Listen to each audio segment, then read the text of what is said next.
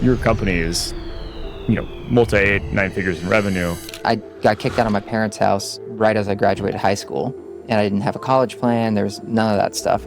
I didn't feel I had a safety net. I was very concerned about food and very concerned about surviving. Now, that 1 year, it was a huge acceleration. I went from like $48,000 to like $230,000 from Crushing it. And if we had stayed at the Denver Post at the time, I would have projected to do like $480,000 that year.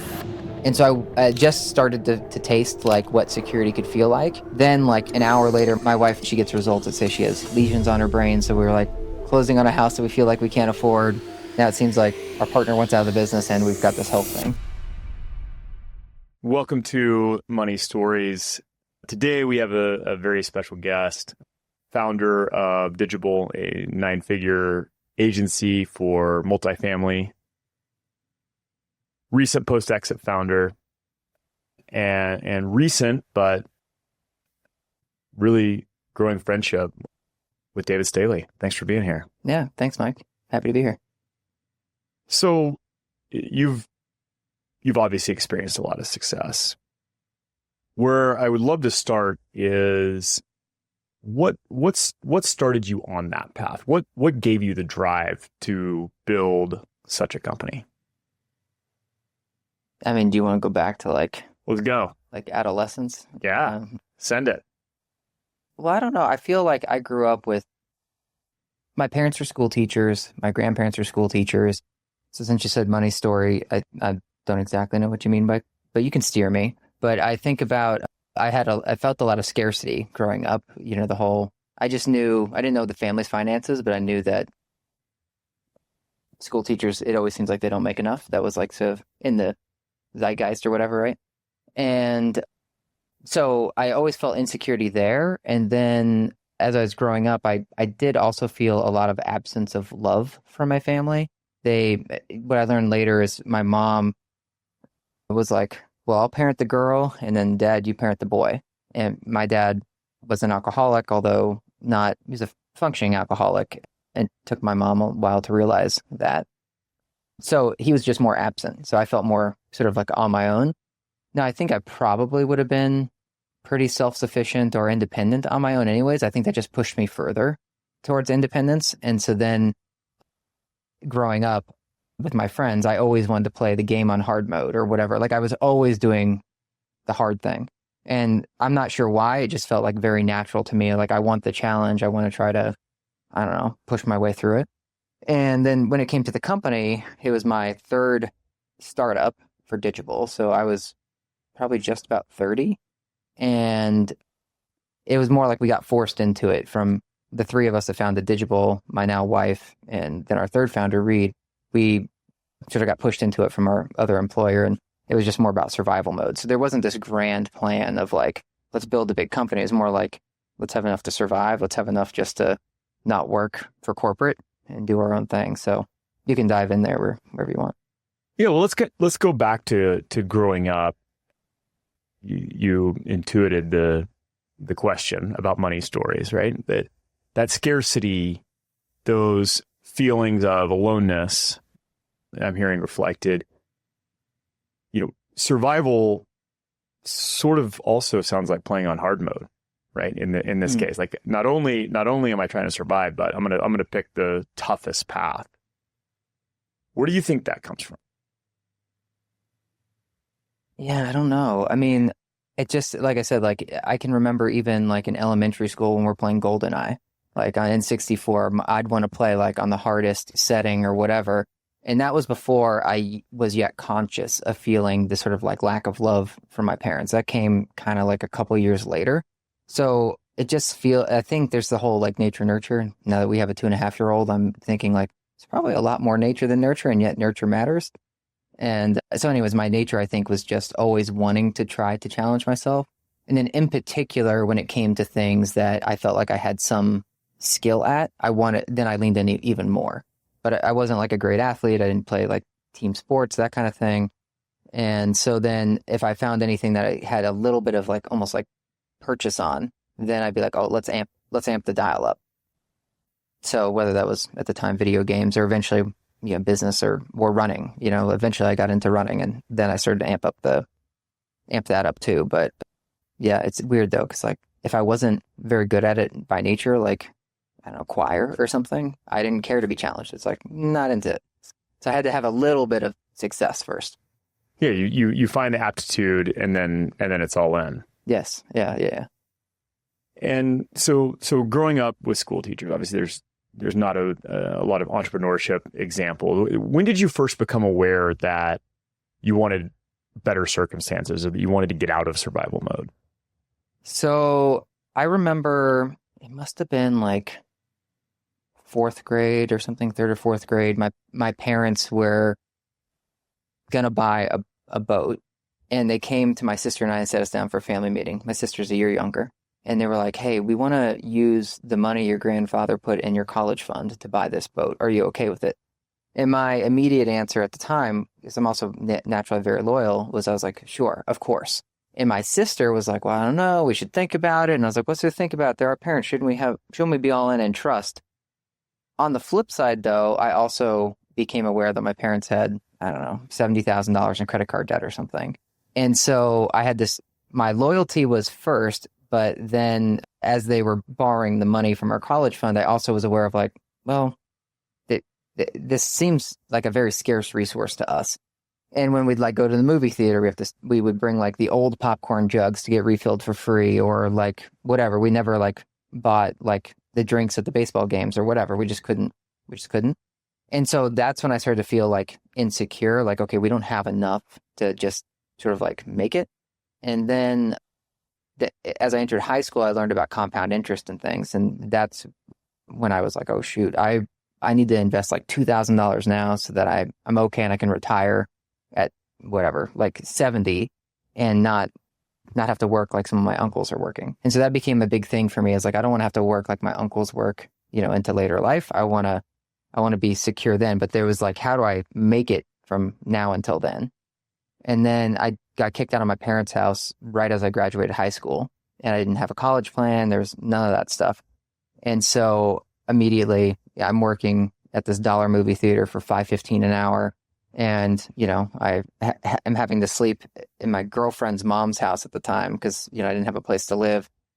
And I'm just like, how am I going to make ends meet? So I just got very insecure then of like, well, I never got to put that $2,000 up so that I'm okay at retirement. And now I'm working a movie theater. What future is this? And I don't know how to get into college and all that stuff. So that's when it really hit me hard of like, I want to claw my way out of this. So yeah, it was definitely an evolution from that age of whatever, like 8 with the insecurity building to then like, shoot, I don't know if I'm going to be able to make rent basically once I got an apartment out of my girlfriend's mom's house. And was there a moment where you're like, I've had enough? What do you mean? With not being able to make rent, with, the struggle? I don't know, like, about I've had enough, like, emotionally. It always felt like I was drowning. Since I got kicked out of my parents' house, I didn't feel that I had a place to go. I didn't feel I had a safety net. So it always felt like I'm one disaster away from, like, I didn't have medical coverage. I didn't have dental plan. I didn't go to the dentist for like 10 years because I didn't have anything. So it was always like, it feels like I'm like one step from like being on the street kind of thing. And I didn't have any like father figure or mentorship to think like, let's play that out. Like what would cause you to be on the street? And what does that mean? Are you really going to die if you land on the street? Like all that kind of thought experiment. It was more just like, I need to figure out how to earn. And I did. Yeah, it's not like I was like, I got to get out of this, or I need to do better, bigger things in a movie theater. It's like, someone please give me a job. I need, like, I want to work hard. I was always a hard worker. So. Yeah, I mean, it sounds like there wasn't some grandiose plan. Like you were just trying to find some security. Like this stress of mm-hmm. constantly wondering where your next meal is going to come from mm-hmm. sort of lands in the body, and you just normalize, waking up every day and going, I don't know if this is the day I'm done, if I'm homeless. Yeah, it's funny. When you said the meal thing, it just came to mind. My buddy Ryan and I at the dollar movie theater, he was also struggling, and we used to like take. There's 2 stories here. We used to take these hot dog buns because the movie theater would count hot dogs and they'd count pickles and whatever, but and cups, but they wouldn't count the buns. And so we'd like take the buns and then put popcorn in the center of the bun, and that would be our meal. Very carb heavy. And then he was like, look, man, we might need some protein. And I was like, okay. He's like, why don't we do a challenge here? Can one of us survive on $20 for the month, for the entire month for food? But you can't cheat the system. That like salt, like you have to buy salt if you want salt. Like, and so we went on this like 30-day challenge of $20. And so he went and bought a bunch of chicken because he was like, we need protein. And I went and bought a 50-pound bag of rice and a 20-pound sack of potatoes. And I was like, let's get to it. And I was just rice and potatoes for my 30 days. And his chicken went sour. And so he lost. But I finished with like it cost me like $12.11 for the month. But dude, my health like took a big hit. I'm already pale, and I was like more pale and ghostly. And so anyways, I was very concerned about food and very concerned about surviving. Yeah, but at the same time, like what does knowing you can survive for 30 days on potatoes and rice do for you? I think that was just like, how do I cut expenses? Like, how do I like? No, I mean, what does it get like what kind of confidence does that, like that must have shaped you? Like you can kind of get through anything. Yeah, there were a few things like that. So shortly after this 30-day challenge, this is how I got into running. That same guy, buddy Ryan, he had learned of this thing, the Canadian Death Race. It's this like ultra marathon through the Canadian Rockies. And I didn't even know what a marathon was as far as like distance. I knew people ran it. And he's like, hey man, why don't you do the Canadian Death Race? And I was like, sounds cool, dude. But I couldn't afford to get to Canada because it was expensive we were in North Dallas. And I was like, but what if I run to Oklahoma? Because it's the same distance. So my apartment in Louisville was like 76 miles from the Oklahoma border. So I was like, all right. So we were like, fair, square deal.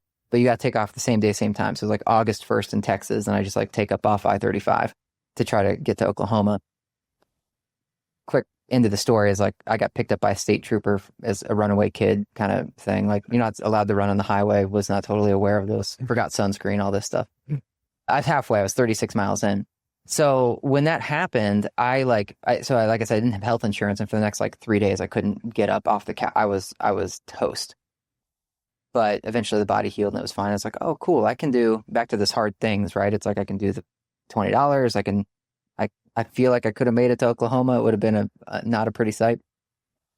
But anyways, yeah, there are a lot of things there that were indicative for me that you can do hard things and you can push it. You can persevere, basically, is like what it equals.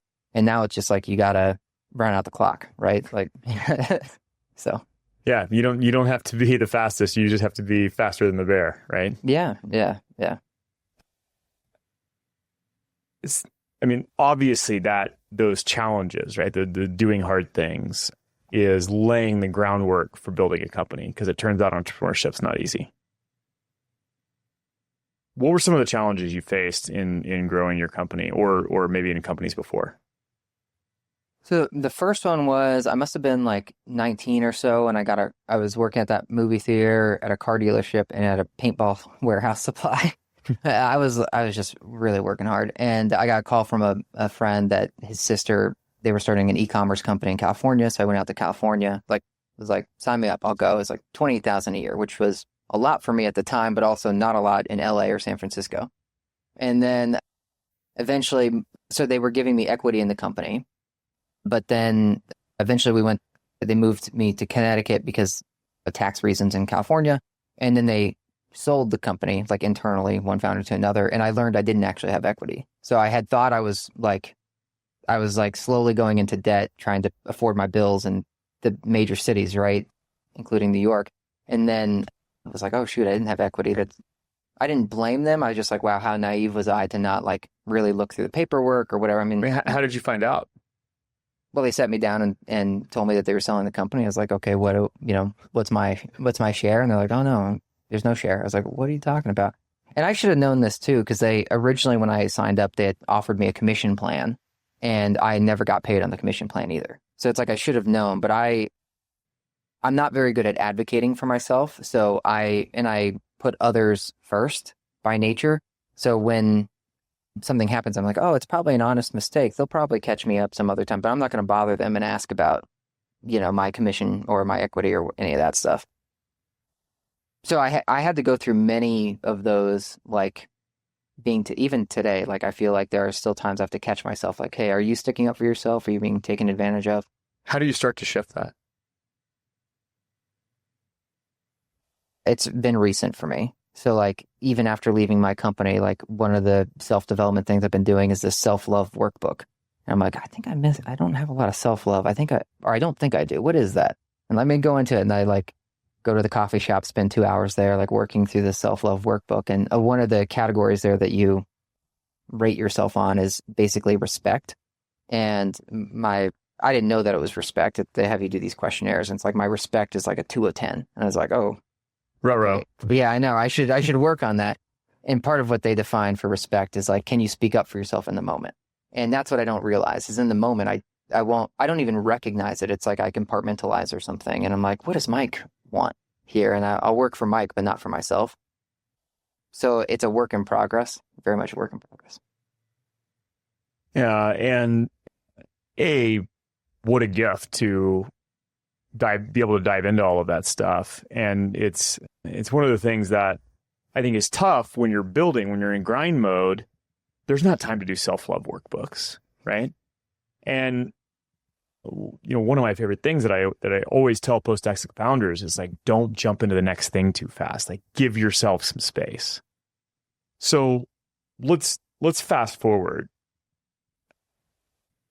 When did you start thinking about exiting? How did it come about? And what's it been like since? So for the past maybe 4 years or so, our third founder had been saying that he wanted to get out of the company. He's got a family that's going to exit high school soon, wants to spend time with them. And so for the past 4 or 5 years, I've been like, okay, I want to keep doing this company. I don't want to do something else. This is the most fun I've had. And yeah, I was enjoying the ride. So I was like, let me make sure we at least have the right team in place, because I knew myself well enough then that like if someone brings a big deal to us, that if he wants out, it's gonna be hard for me to put my foot down, even though we have equal voting rights. And so started putting the team together then of like investment bankers and legal and advisors and that type of thing, just so that I had other people to help advocate, when the time came. And there were many offers over the years to sell the company, but for whatever reason, we were ever able to navigate through it where we were like, let's keep going, let's not do it, even though they'd be life-changing. But I had believed since the beginning, we had all agreed, like, we're not going to sell. We're going to build this company not to sell. So even when we gave options to employees, we didn't give them less pay because of it. In fact, we pay like 20% above market. And that was because we didn't want people to think like, I'm going to get this lottery ticket. Because if we also never sell, you never get the lottery ticket. So I don't want you, whoever employee, banking on this. Yeah, 47, being like, hey, how do I get my equity back? So anyways, I was really committed to that. I'm very much a person that will do what I say. And I have also not allowed myself to change my mind. Like, I'm like, if I say something, it must be kind of forever versus like, I think even Bezos said like a wise person can change their mind. And so I'm pretty stubborn, but I usually tried to think it through and be like, this is going to be my life philosophy on this point, and therefore I never have to worry about changing my mind. So I had thought of it just because how can I make sure we're set up so that if a deal comes along, I'm not forced into selling. But then I had my sort of requirements that like, okay, if we are forced into that, what are the things I'm going to hold firm to? One of those is like, I didn't want an earn out. It's like, I don't want a boss. Like, that's one of the reasons of starting your own company. It really ultimately comes down to freedom. I want to be able to do what I want to do and not what other people tell me to do. So that flexibility. And then last year, the day we closed on our new house, my wife and I, who is one of the founders, he called us and was like, hey, I want out. And I was like, cool, but I don't want out. So that was a positive for me. I was like, so what do you want? Because let me try to go, get the money to get you a good deal. And so he told me what he wanted. And I was like, you're not asking for enough. Your equity's worth more than that. So let me see what I can do. Then like an hour later, we did this pre-nuvo scan. Are you familiar with those MRIs? Yeah. My wife did one of those. We both did one of those scans. And then she gets results that say she has lesions on her brain. So then we have like this health crisis. So we were like, closing on a house that we feel like we can't afford. Now it seems like our partner wants out of the business and we've got this health thing. So Whoa. it's a lot of stress. Yeah. Press pause here. Take me back to that moment, because closing on a house, selling a business, like those are big deals. The health thing is something different. What was it like in them? You know, I'm someone that like braces. Well, I feel like I compartmentalize well, which is a superpower, but also is like a saboteur in another way, right? And It's a skill I'm very familiar with. yeah, so like I got some results and they're like, hey, you have lesions on your prostate. You should get it checked out. And I was like, okay. But going into the Prenuvo thing, we knew that 40-something% of people need further testing on whatever it is. So I'd already mentally prepared that like when they say I have something, I'm also naturally kind of optimistic. I'm like, okay, cool, I'll figure it out. And if not, now I have the perseverance, I'll fight through it, right? My wife is more a little bit on the other side of the optimism. And she is like, oh, shoot, now what if I can't walk up the stairs or like play soccer with her son or that kind of thing. That's how she immediately internalized it. So I was more trying to like, how can I help manage this whole situation, right? Like I need to be a rock, I feel like, for her in this moment and for the business because we're all in, right? Like this is our only source of income, her and I. And yet I know I'm also have learned I need to be there emotionally for her and let her feel like it's okay to feel sad and scared. But that has been a challenge for me to like, I guess, sympathize, not empathize, is what someone was recently telling me. Because the only way I know to do it is to empathize, which then means I'm taking it on and feeling it too. It's right. like, well, I can't put myself in that place I feel and also negotiate this like exit, right? For my partner at the time. So yeah, I was more like compartmentalizing the health stuff and say, hey, we'll figure it out. We'll do the doctors. We'll do further testing, but let's not freak out until we know. Like the whole reason we did this was to help prevent things. So I'm thinking this is a long, like in my mind, I'm like it's a future problem versus a now problem. And I still had a little bit of this sense of the money situation of like we're not yet set. So like if we're on the street tomorrow, like now how do we handle the health stuff? So I'm like we need to like make sure we have finances secured in order to handle the health stuff, I think was like deeply seated in me. Yeah. So at this point, your company is, multi 9 figures in revenue, and you haven't taken anything out that you would be able to handle the health stuff? No, we weren't paying ourselves market rate. We weren't, I think I'd only started paying myself like over $100,000, like maybe 2 years earlier or something. And we were catching up like a lot of personal loans we took out to support the business. And I mean, we didn't talk about that, but when we started the business, we got sued by our former employer. So that took multiple hundreds of thousands of dollars. And so we were like trying to claw back out of that. And then we bootstrapped the whole thing. So we didn't have any other sources of funding. So we'd paid employees well, 20% above market, but paid ourselves far under 20, like far less than 80% of market. And we're just trying to catch up. So no, we hadn't taken everything out. And the business has been like growing so fast, it needed a lot of reinvestment to capitalize on it. But our third partner, we hadn't been seeing eye to eye on some of those investments. And that's where some of the friction started to come in. He's more visionary, I'm more integrator. And I, was just doing There's a natural tension there. Yeah. So no, we didn't have a safety net. Like we had just paid off our debt, I think that prior year. And we were stretching to get this new house. How do you think that ties in to not being able to advocate for yourself? Which part? The not paying yourself market rate. Yeah, it's 100% tied in. It's like, even though he and I were equal equity holders, he had a family and then we had dual income, right? Like Nicole and I. So I often was like, take what you need, man. Because I realized the stress that he had with money was impacting the whole company. So I was like, we need to get you square before we get anybody else square. And so unfairly, even to my wife, she's getting bundled in with me, where she's not getting paid nearly appropriately either. And yet she shouldn't, in a way, be bundled with me as if we're a package deal. But effectively, we were earning one person's salary together.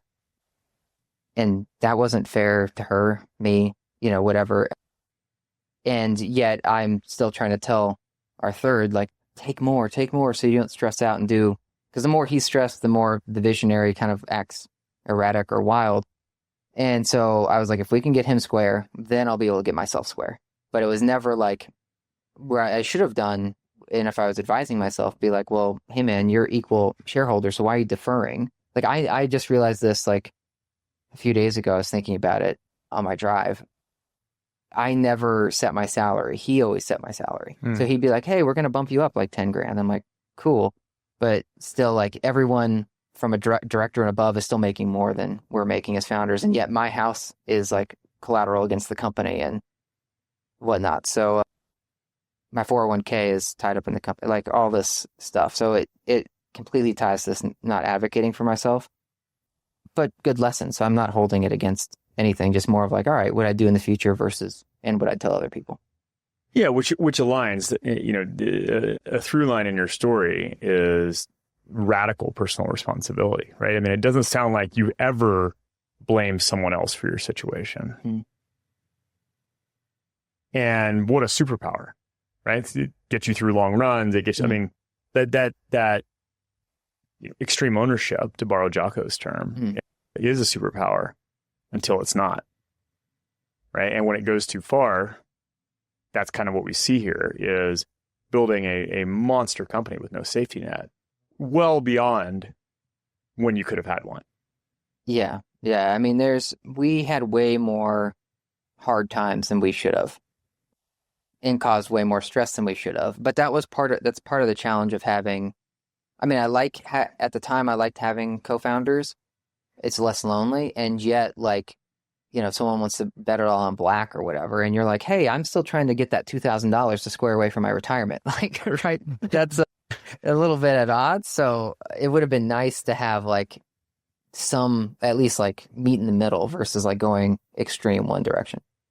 Yeah. But I mean, I see this so often in the entrepreneurship community is we kind of internalize this idea that I'll just be happy when I get the exit. I'll finally shore up that $2,000 investment account, you know, when I sell my company. And often it's for millions. And, you know, the day before they sell, they don't have two nickels to rub together. They're equity rich. Yeah. And it sounds like you were squarely in that camp. How stressful was that? I didn't feel, I mean, I sort of, since I always, I never was doing well, like ahead of this. Like what happened was like through my 20s, I had a couple different startups I did. And then I worked like for the Yellow Pages, and then I worked for Hearst newspaper group. So it's like, I always picked like the failing industries along the way for reasons that we can get into. But I didn't make over $48,000 until like the year before we started the company. So now that 1 year, it was a huge acceleration. I went from like $48,000 to like $230,000 from crushing it because of my commission plan. Like I was doing really well. And if we had stayed at the Denver Post at the time, I would have projected to do like $480,000 that year. And so I just started to taste like what security could feel like. But yet it wasn't so much of a back step for me where it was like, okay, getting that money was enough to buy our first little log home of 1,100 square foot up in the mountains. And it's like, thank goodness, because that's where we lived for the next 8 years while we built the company. But yeah, I never had enough to where I'm like, oh, now I have to like stop getting guacamole on my Chipotle. It's like I never was getting guacamole on Chipotle. And then, meaning just I think about like, you know, it's the upcharge of $2. Okay, yeah. You looked confused. No. So you haven't. I've actually heard other folks use that exact same thing. Really? It's like no, I'm good. Yeah. And you are good. Yeah. But okay, so I wasn't stressed until the last year, to get to your question. Like through the exit process, that's when I started losing my hair, my teeth enamel started coming off from like the acid, like from the stress. But it was all just trying to organize the exit. And selling a company is tough, regardless of how you slice it, even if it's relatively easy transaction, right? There's just so much to do. Where was all of that stress coming from? Like what was the stressful part about selling? Well, we sold internally, so the company bought my shares. I did a stock redemption. But what came as a surprise was I thought I was buying our third out, and then I raised the money and brought it to him, and the valuation was triple what he was asking for, so I felt good. And then I was like, good, I'm doing a good thing for my partner here. And then then he was like, actually, I want you out and I want to stay. I was like, that blew up my world. I was like, for 5 years, you've been saying you want out. Like, I just was like, what the heck? What secret have you been keeping here? So, and trust is hard for me. It takes years for me to feel real trust with someone. So that just felt like really shattering to me. And then he offered me that like a third of what I was offering him from an equity standpoint. And it was like, just like compounding my like trust issues.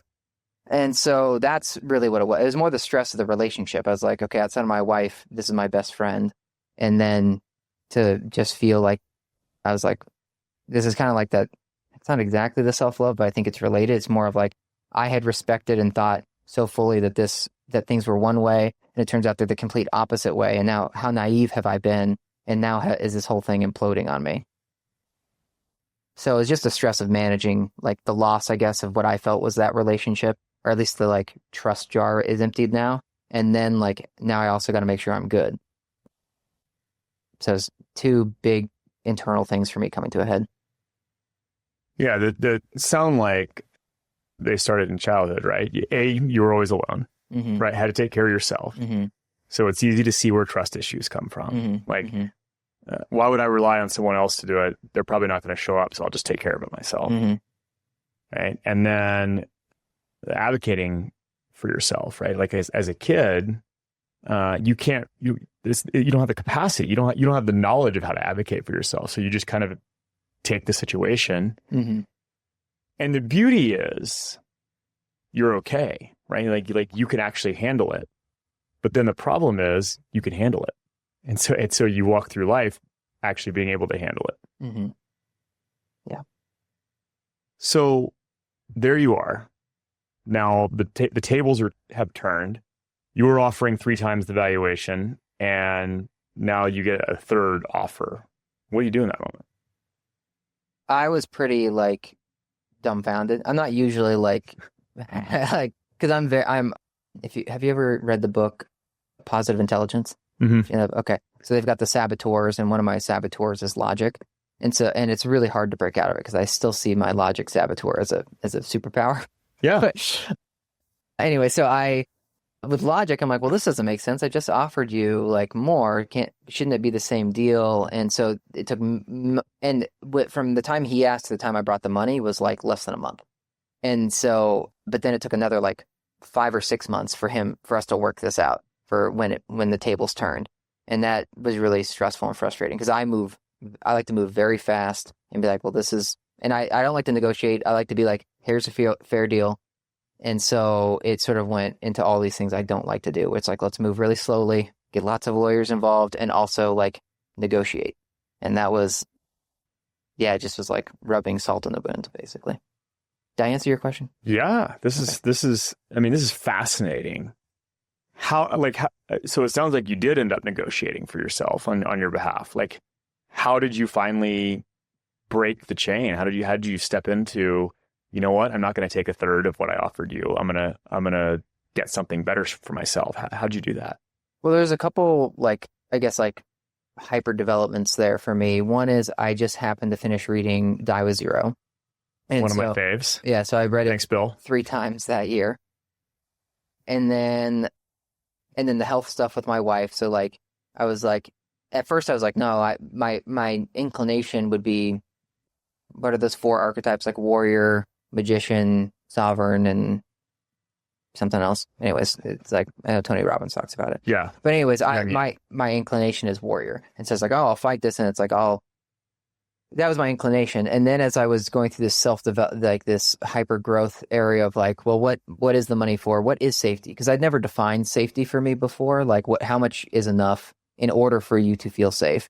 So the Perkins book really helped me there about like, okay, let's itemize what would life cost you. And then once I did that, I was like, okay, even if I did get the third, it's enough. And I was like, okay, great. So we're going to be safe. But now I'm principled. And so from a principle standpoint, I'm like, it's not fair though. I need this to be fair. Like I need what it's worth and what I offered. And I already thought that I was giving, by the way, way more than a fair offer. It was like I was offering, the 409A came back higher than even like what I was offering, so I would have raised it had I known. But so I got settled with it. That was your question, right? Yeah. I got settled with it, or how I advocated for myself was my attorney. Best thing my attorney did, which they'll probably feel like they offered more value than this, but I think this is the greatest they offered, was I knew of the book, Never Split the Difference, but it didn't connect with me. I didn't like that negotiation style. The book that they had was Getting to Yes. And that book is similar to Perkins. Like it was like this is what I'm looking for. This is how I naturally negotiate. And yet this book is like 30 or 40 years old at this point, and I just never heard of it. But that book let me negotiate with logic and reason and just ignore all like emotions and feelings, and gave me a framework and a path in order to do it. To just say like, hey, let's sit on the same side of the table instead of being adversarial, and say like, this is the problem. Can we solve this together? I want to feel fairly treated and like I'm getting the fair value, and you want control. So therefore, what are some solutions we can do this together? And so that book was just phenomenal. It saved me. I don't think it would have worked had I not read that book. So you crossed the threshold of never advocating to yourself to actually negotiating. Mm-hmm. It's got to feel pretty good. In a way that I could negotiate that felt fair, where it wasn't me advocating. So I wasn't yet internalizing as advocating for myself. It's more of like, I'm following this process that gets everybody their win. So I just wanted to clarify because I'm still working through the advocation part. No, I love it. And it's really refreshing to just hear like, hey, I don't have this all figured out. Like I'm today years old trying to advocate for myself. Like, and because that's the reality, right? And one of the reasons I started this podcast is because there's so many shows out there that it sounds like people have it all figured out. And what I really want, young founders or people on their way up to know is like, hey, look, you built a 9-figure agency and you're trying to figure it out like right now. And how cool, right? Like there's so much permission in that of like, you don't have to have your shit together and you can still do it probably. Right. Mm-hmm. So we're both a member of PEF, post exit founders. And, it's a common story. You're essentially living on one salary between two of you, and then boom, there's a windfall. Take me through that. Yeah, I mean, that was a lot. I mean, so part of me building that team, as I said, like maybe 4 years ago, is maybe 3.5 years ago, I found the wealth management firm that I'd want to use. And I was meeting with them quarterly. We never paid them anything. They were amazing. That company is Crescent, but our two contacts moved over to UBS. Funny enough, like the month we closed. So we move everything to Crescent, and then they're like, hey, so we're at UBS now. And I'm like, shoot, man, I need some time to chillax. I just did all the paperwork for Crescent. Like, let's talk again, Chase, later. So we're still talking to Chase. But yeah, so that was a little also disorienting, right? Like move everything over. We think we have a plan, and then the people we've been working with for 4 years are now somewhere else, and the plan's not executed yet. But I was like, hey, this is where I've had to remind myself, like, there's decades ahead. So we don't need to make any rash movements now. So I was very calculated going into the windfall, where, what are my principles? So my principle one is like, don't get into anything illiquid, Man, I wish you'd have told me that. Yeah. So I was like, so basically keep that principle. And it's like, as long as it's not illiquid, then we're okay for now. And so there were some others, but that was the biggest thing. And so I had already prepared that and given that to that wealth team ahead of us exiting, just like, this will be the plan so I don't do anything rash.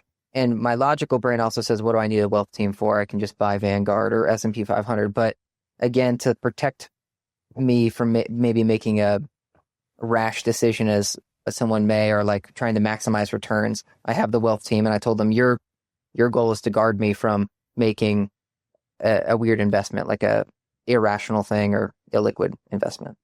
Yeah, I mean, that's I basically call wealth managers stupid insurance. Like Yeah. my natural inclination is to go bet the farm. Yeah. So just save me from myself. I'll Yeah. pay your fee. Yeah.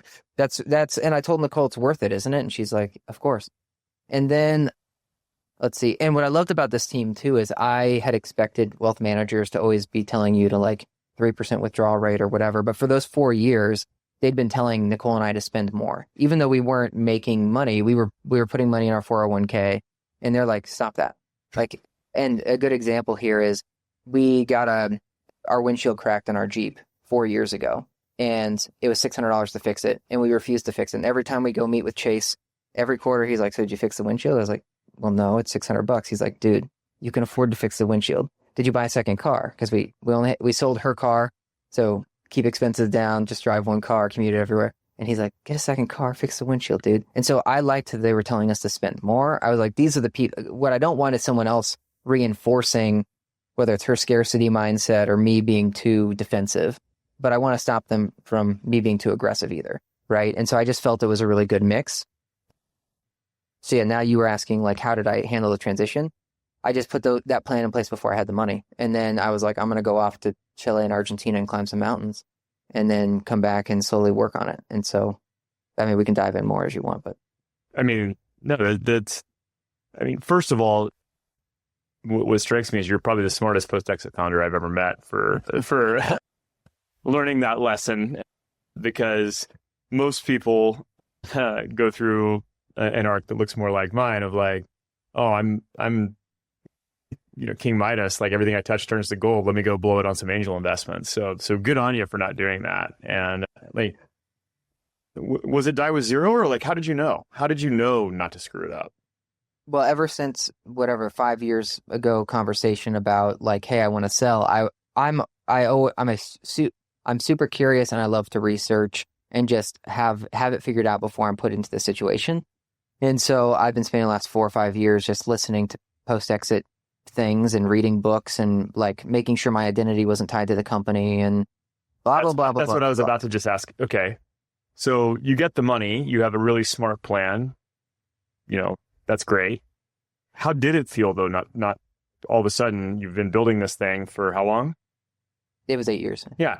Building this thing for 8 years. You built the team. I imagine you're close with a lot of those people. And then one day you don't have to show up to work again.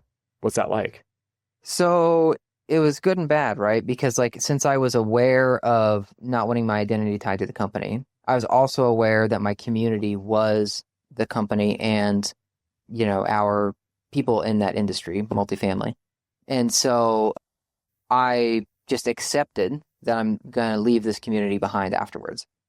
Meaning that I don't have, like, my Wheel of Life exercise, my friend's score was a 3, right? Like, I know that I didn't have community. So I knew that, like, okay, once this thing happens, now I must go find community and quickly. So I joined 4 or 5 groups because that was part of the plan. It's like, no need to do this until once it happens, then execute the plan, join PEF, Hampton, Long Angle, like just, went into Sherry's group, just everything, right? To like, see what am I into?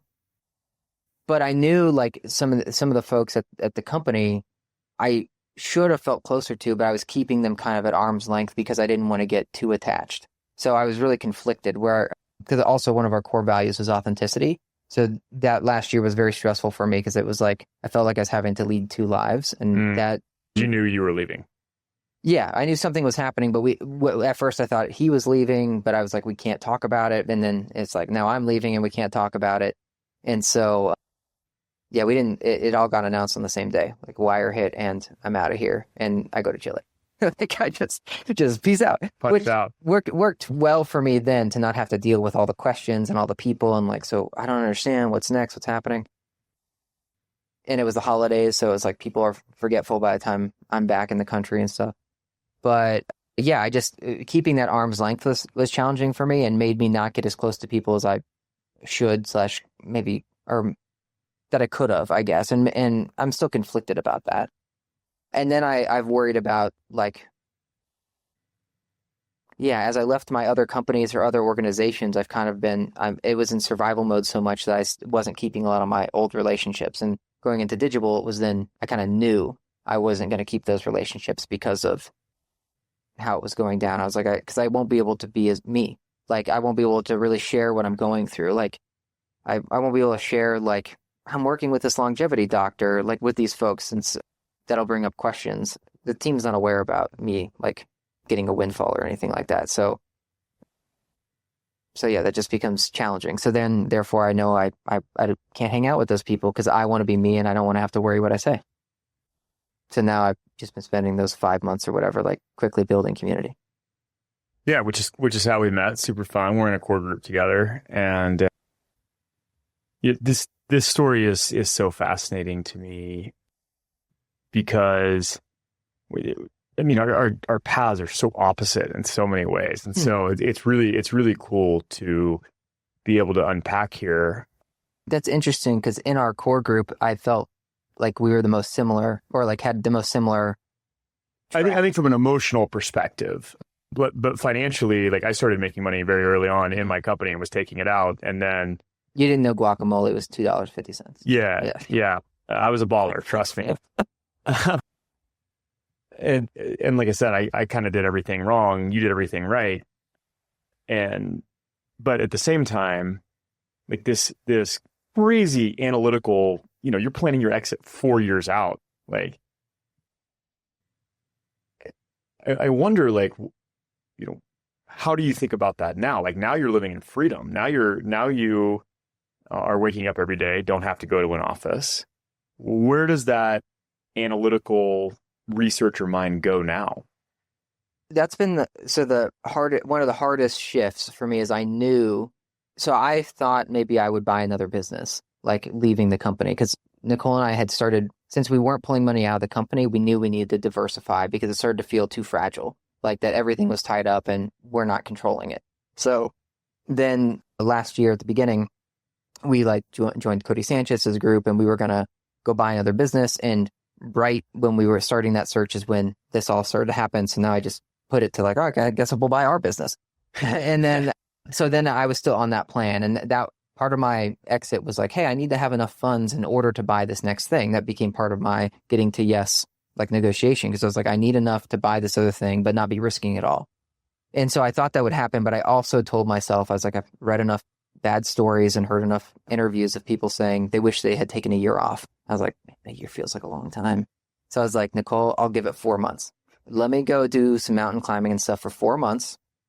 And then we'll talk about if I buy something, but I won't do anything for at least that time. And that was so good because again, it's like I knew I should do a year, but I was like, if I can do 4 months, and by the time 4 months came, I'd done enough other work and had enough space that I was like, because it was like, I won't think about the next business until 4 months happens. And so that gave me enough that when 4 months came, I'm like, why do I want to end this? This is pretty rad right now. And so anyway, so now I decided, okay, if I'm not working on the next thing, and we could talk about like me not yet finding purpose, but how I'm dealing with that. If I can't yet I definitely want to talk about that. If I can't yet find my purpose, let me turn it internally and let me treat myself like a business. And so what on that wheel of life, let's get the friends and the fun up from a 3 to a 9, right? Like, what does that look like? What's the plan to get there? And then like, oh, the self-love thing, I should work on that. So I started to then like put together this almost like mind map of all these areas of the self I want to work on. I was like, shoot, this could be a decade. Frankly, it's a lifetime, but let's just say it's a decade. My next decade, what am I going to spend it doing? I said, let's just reframe it and say the next decade you spend on yourself, like just working on yourself. And that's how I've been spending each day. Right now is just let me work on myself. And that started very furiously with like books and workbooks. And then I was like, hey, part of this, a lot of the stuff I'm sure you've consumed too, is like, give yourself space, quiet time, meditate, breath work. And so now I'm like, all right, now I got to start to slow down that like must be achieving, must earn the day kind of mentality. Yeah. And say, I'm still working on myself and I'm doing it slowly. Well, and the very thing that makes you successful as an entrepreneur is this win the day, but you can't win self-love, right? Like you can't achieve your way to self-love. So you have to start to learn grace, which might be counterproductive from a hustle culture, build nose to the grindstone perspective. But when you're taking space for yourself, it's kind of the cornerstone. Yeah. Working through it. Yeah. And so how do you work through that right now? And what does finding purpose look like? So 2 years ago, I was like, my wife said I was unhinged. She's like, you're unhinged. I don't know that our staff knew that, but anybody close to me could feel it because I was feeling like isn't like more the integrator mindset. We should be doing it this way, yet we're doing it this way. It doesn't make sense to me. And so I was like, okay, I'm gonna go on a personal retreat. So it was the first like little personal retreat I did. Went for 2 days to Vegas because we had a conference we were going to be out there for. Normally I wouldn't choose Vegas, but it was great. I basically was like, how can I need to find purpose because then maybe that'll give me peace that Digible's not the purpose. And I started to feel like Digible's now default alive. So therefore, and it's not saving the planet, which always like bothered me. I wasn't like curing cancer, but it's like we're slinging ads. Like what am I contributing to the world? And I tricked myself for a while thinking we're giving employees a good place to work. They get full benefits. We're going to be covering 100% of healthcare. It's a 32-hour work week. Like this is a rad, kick-ass place to work, but we're not saving the planet. So anyways, on my retreat, it was kind of coming to a head of me searching for purpose. And I had this epiphany that like, what is purpose? I was like, well, I think it's something you love that you just can't stop doing. Okay, great. What do you love? Well, the only thing I'm sure of is my wife. At the time, I was like, if I didn't have my wife today, could I go out and force love to happen? No, I couldn't. So then why do I think I can force purpose? Why do I think I can just make it happen? So then I'm like, well, damn, dude, if that's the case, then you just need to be open for purpose to happen, similar to when I met my wife, and it will come to you. But put yourself in different situations that may facilitate, but stop trying. It's like, okay, cool. So that was a big load off. But then it's like, now what? And so yeah, anyway, so that kicked off a lot of this self-development about like purpose. And then it's like, what do you do in the meantime until purpose arrives? And there was this Harvard professor that also said that only 20% of people ever find purpose. So then I was like, well, why would I have the ego to think I land on purpose? And then I went through that Wheel of Life exercise, the Tony Robbins version. And when I was putting that together, I was trying to think of my hubcap for my like slices of the wheel. And I just kept coming back to live a life of adventure. And I was like, that's not saving the planet. And it's like, but do you believe that everyone's purpose must be altruistic, save the world? I guess not. That doesn't seem fair. Like, because if you can love anyone, then you should be able to love any purpose. Like sort of comparing it to love. I love this. So then I was like, great. And do you also believe that your purpose must stay the same forever? Similar to that earlier, I was like, I must never change. It's like, no, if I give myself the grace to change my mind later, cool. Then for now, my purpose could be to live a life of adventure. Heal. And rest. Heal, sure. Like heal, chill out. Rest. Yeah, exactly. And I would argue, kind of having walked this path, that it's really hard to find purpose until you've treated yourself like a business and done the work and kind of healed some of those old stories and those old wounds. Because if you don't, the new purpose will still be out of the old rather than what you get to step into. Like, I mean, I never could have found, I couldn't have backed my way into coaching as a purpose. I couldn't have logicked myself there, right? It just kind of showed up for me, and now I leap out of bed every day to work, right? But if you told 25-year-old fighter pilot me, like, hey, you're gonna love, coaching entrepreneurs and helping them find freedom and purpose and value, I mean, I would have laughed I couldn't have foreseen that. And yet here we are, and it's the coolest thing I've ever done. But I was open. So I think that's really key and I was retired for a while. And then the other big thing that I always tell exited founders is like, you have to shift the mindset from like entrepreneurs burn the boats. We're like, okay, this is what I'm doing. And now I'm going to put my head down and I'm going to finish, and I'm never going to change my mind. Right. On the post-exit side, it's like, hey, you get to try stuff on now. You'd be like, maybe I like pickleball, and you can play pickleball a few times and be like, actually, this sucks. I don't like this game. And same thing like with trying on purposes and businesses, like giving yourself the permission to try shit on and then be like, do I even like this? Yeah. And then like reserve the right to be like, nah, Let's go somewhere else. That's what I got out of Perkins' book, like Yeah. where he would, because it also lines up with this other book, Mastery. But Yep. it's like you do this thing and you like it because you're good at it, and the better you are, the more you like it. It's like, well, what if you liked opera or whatever? In his book, he talks about trains. Yep. Right. It's like I wouldn't know that unless I tried. So I was like, I better go try things because slinging ads for multifamily, is that really it? I do have a question though on your stuff with your. Would you want to take? I don't even know how to frame this, but I struggle with this idea of like, I like to remove the word should from my vocabulary. That's a good start. Yeah, but I also like I always think about the evolution and being better. Yeah. Right. And so then I think like, shoot, I do think I'm a better person, I guess now. And that's what I like to believe with the growth mindset. But if you then took, Matt from now and put him back at the beginning of your entrepreneurial journey. Yeah. Is that a good thing or not a good thing? Like basically, I don't ever regret anything. And yet I wonder, like, should this version of me have existed? That's the should thing. But you know what I'm saying? Like, there's this thing of like, I'm trying to love who I become now, but I loved who I was then. But then there was the journey. Yeah. So I would argue a couple things on this. Number one is you can't actually become something different than you already are. And what you're actually going through is the process of unbecoming. So, my journey has been about burning everything that's false and first identifying those things, right? So maybe that is a core belief of like, I'll just be happy when. Okay, actually that's bullshit, right? Because all of the data, all of the science, all of the anecdotal evidence says that if we set a goalpost and we hit it, we're just going to move the goalpost. Mm-hmm. So I'll just be happy when must be fundamentally false. And then where can I go through and just categorically eliminate untruth? And you've got to hate the dissonance of untruth more than the perceived pain of changing or letting it go. So I would just say, like, you got to get really good at changing your mind, because there's a lot of sacred cows to burn out there until you start to reveal that version of yourself always been, right? So it's really about a process of remembering rather than becoming different. And when you go through the process of remembering, then you realize that guy 10 years ago, like, there was actually no other way for him to be. Like, that was part of the process.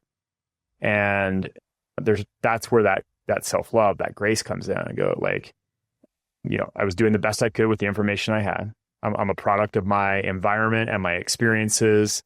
And, so, like, one thing that happened for me, I like you turn the show around. This is good. Do you have a podcast or anything? We do. Yeah.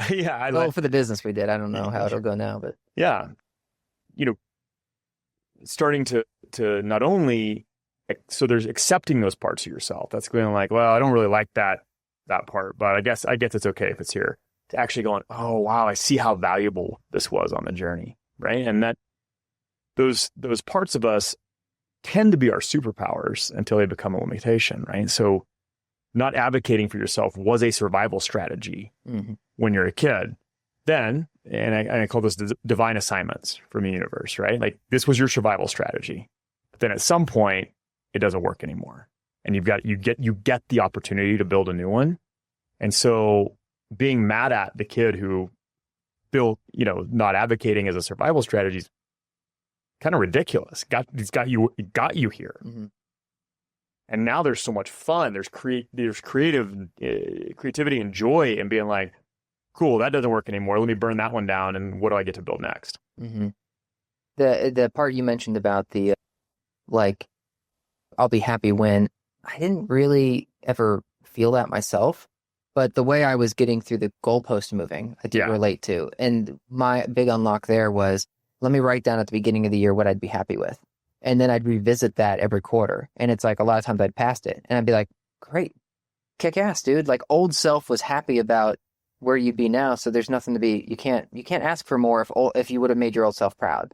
And so that was just a huge unlock for me versus like, I could always do more. It's like, yes, you can always do more. But if you're setting your goal for yourself, whatever back then, and maybe that's different than some entrepreneurs overreach in the year, but underreach in 10 years. But I've always been pretty measured, I guess, with that. Well, so, kind of recapping the journey. Number one is you didn't start off with grand plans. You were just seeking security. And then, and I want to give credit where credit's due. Like, it didn't just work out, but it kind of did. Like, now you were kind of in this place. It worked out. You got a windfall that you weren't even actually planning on. What does wealth mean to you now? I don't know that I could do better than like Perkins, like health, wealth, and time, right? So, and I don't think he said this in the book, but it's like a wealthy man has 100 problems and a sick man has one, right? Yeah. Like, so I think about that a lot now. So a lot of like post-exit has been focused on longevity, just building the team, like again, in preparation. Like I just turned 40. So how do I make sure I'm doing everything now to prevent things, in the future? So to me, it's more about, now that the wealth is secured, it's more about the time and the health. And so how am I deliberately spending the time, and how am I making sure health, lasts as long as possible?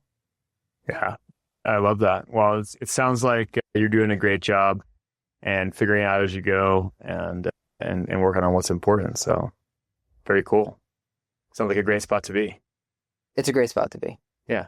I've always felt like my life is a great spot to be regardless, But yeah, I'm very happy. Yeah. Amazing, man. Well, listen, thanks for joining me today. What a conversation. Your story is wild, and I really appreciate you sharing it with us. Thanks, Mike. What are you up to? Where can people find you? Or are you disappearing off the face of the earth for a little while? It's funny, like, even though like social was our second biggest revenue driver, I don't have social accounts. Like, I had LinkedIn, but I never am on. I had an employee handle my LinkedIn. Yeah, nailed it. So I'm so grateful I made that decision not to be on social. Sorry for you. So yeah, no, you can put my email in the show notes. We'll skip your personal email in the show. I don't care. Like, you I'm not get to doing disappear and go climb mountains. You've earned it. Yeah, but if someone wants to climb a mountain, then they should reach out. Cool. Yeah. All right, man. Thanks for being here. Appreciate it. All right. Thanks. Cheers.